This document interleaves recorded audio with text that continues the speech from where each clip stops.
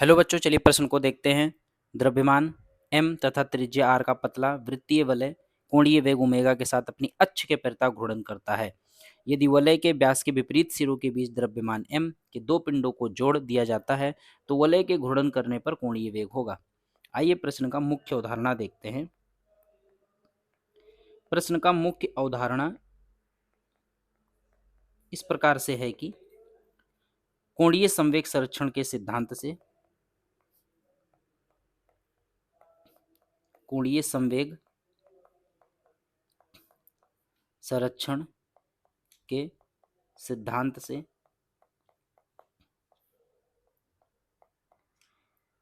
प्रारंभिक कोणीय वेग प्रारंभिक कोणीय संवेग तथा अंतिम कोणीय संवेग ये आपस में बराबर होंगे। लेकिन ये आपस में तब बराबर होते हैं जब इस पर कोई बाहरी फोर्स ना लगे और कोई बाहरी आघूर्ण ना लगे, मतलब ये जीरो हो। कोणीय संवेग L बराबर आई गुणे ओमेगा होता है। ये सूत्र को हम लोग यूज करेंगे। जहां आई बराबर जड़त्व आघूर्ण है, जहां आई जड़त्व आघूर्ण है तथा ओमेगा कोणीय वेग है, तथा ओमेगा कोणीय वेग है। जैसा कि प्रश्न में वृत्तीय वलय को कोणीय वेग ओमेगा के साथ अपनी अक्ष के परितः घूर्णन करता है। मान लीजिए ये एक वृत्तीय वलय है, ये अपने अक्ष के परितः, इसका द्रव्यमान m तथा त्रिज्या r दे रखा है। द्रव्यमान m तथा त्रिज्या r बहुत पतला है। इस तरह से ओमेगा कोणीय वेग से मान लीजिए घूम रहा है। इसका त्रिज्या r है। ये अपना प्रारंभिक अवस्था हो गई। लेकिन उसके बाद इसमें क्या होता है, इसी वृत्तीय वलय पर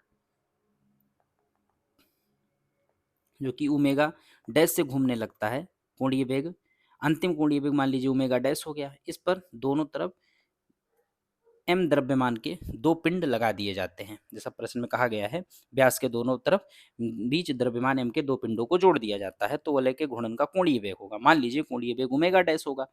ये हो गया। यानी यहाँ L बराबर प्रारंभिक कोणीय संवेग कितना होगा, यहाँ प्रारंभिक कोणीय संवेग आई गुणे ओमेगा। आई केंद्र के परितः जब कोई वलय पतला वलय घूमता है तो उसका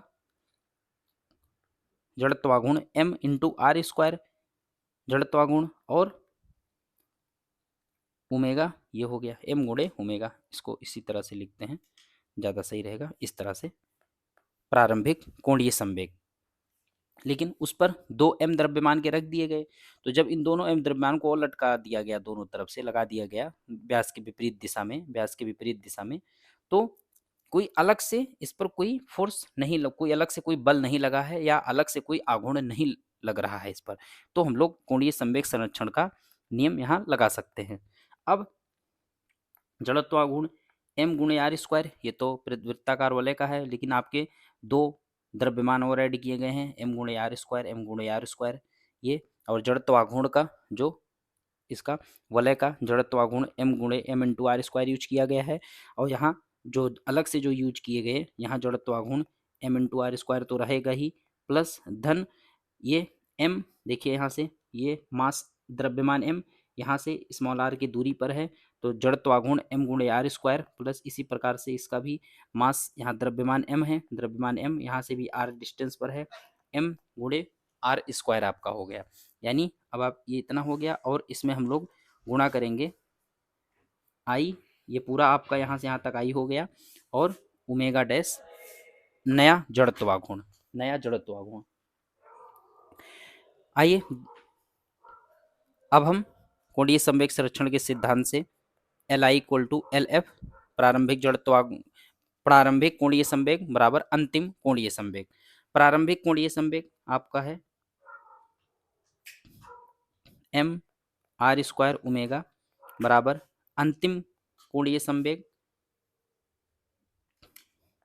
m आर का घात 2 प्लस 2 m आर का घात 2 ओमेगा डैश।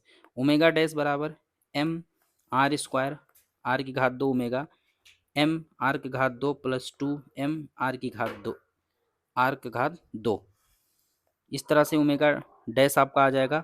आर दोनों तरफ से कैंसिल किया जा सकता है, अंश और हर में से उभयनिष्ठ लेकर के। तो इस प्रकार से आ गया एम एम ओमेगा बटा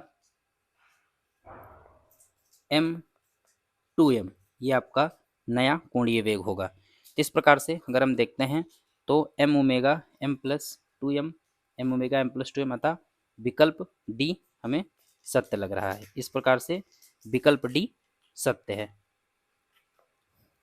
अतः विकल्प डी अतः विकल्प डी सत्य है। आशा करते हैं कि आपको समझ आया होगा। धन्यवाद।